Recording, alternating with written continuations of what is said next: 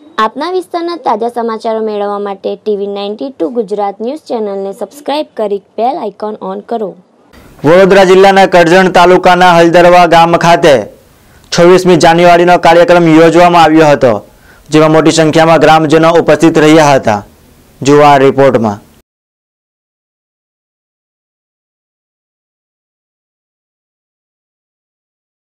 વડોદરા જિલ્લાના કરજણ તાલુકાના હલદરવા ગામ ખાતે 26મી જાન્યુઆરીના દિન નિમિત્તે ધ્વજવંદનનો કાર્યક્રમ રાખવામાં આવ્યો હતો।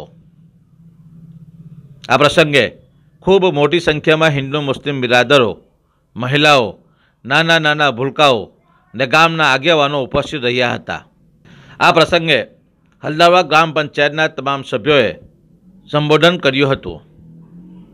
ત્યારબાદ હલદરવા ગ્રામ પંચાયતના સરપંચ બશીરભાઈ દિવાને સંબોધન દરમિયાન જણાવ્યું હતું કે 1947માં આપણો દેશ આઝાદ થયો અને ત્યારબાદ 24મી જાન્યુઆરી 1950માં મુંબઈ ખાતે એક મોટું અધિવેશન મળ્યું હતું અને તેમાં દેશનું બંધારણ ઘડવામાં આવ્યું હતું। ત્યારબાદ 26મી જાન્યુઆરી 1950ના રોજ આ બંધારણ પ્રજાના હાથમાં આપવામાં આવ્યું હતું, જેથી 26મી જાન્યુઆરીને પ્રજાસત્તાક દિન તરીકે ઓળખીએ છીએ। તો સાંભળો હલદરવા ગામના સરપંચ બશીરભાઈ દિવાનની સંબોધનની એક ઝલક।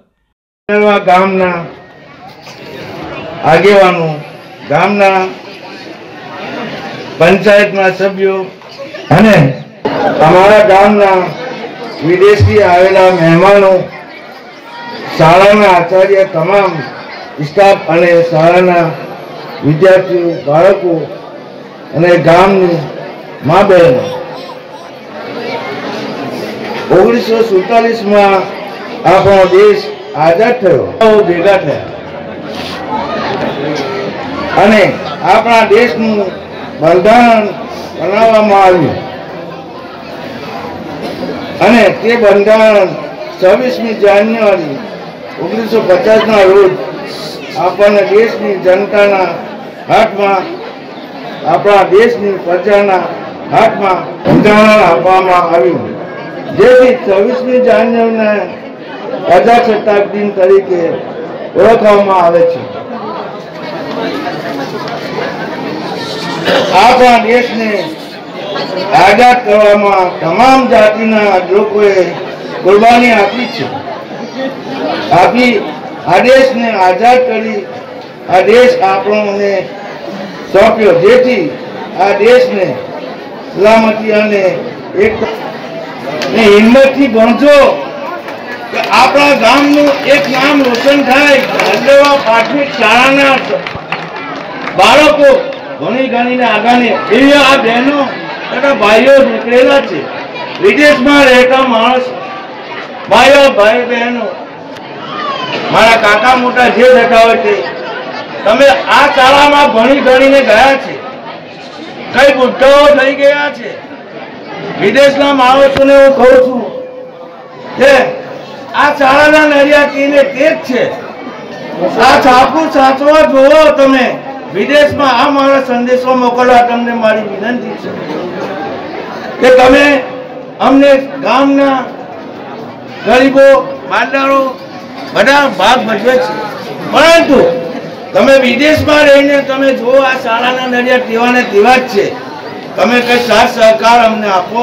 ગામમાં મારા દેશના નેતાઓને કહું છું કે આટલી અમારી શાળાનો અમને ખૂબ જ આભાર, અમને આશા છે કે તમે અમને આ શાળાના ઓરડાઓ બનાવીશું। દરેકના હું તમારો આભાર માનું અને મારું એક જ કહેવું છે, આ વિદ્યાર્થીઓ, બાળકોને તમે ભણાવજો।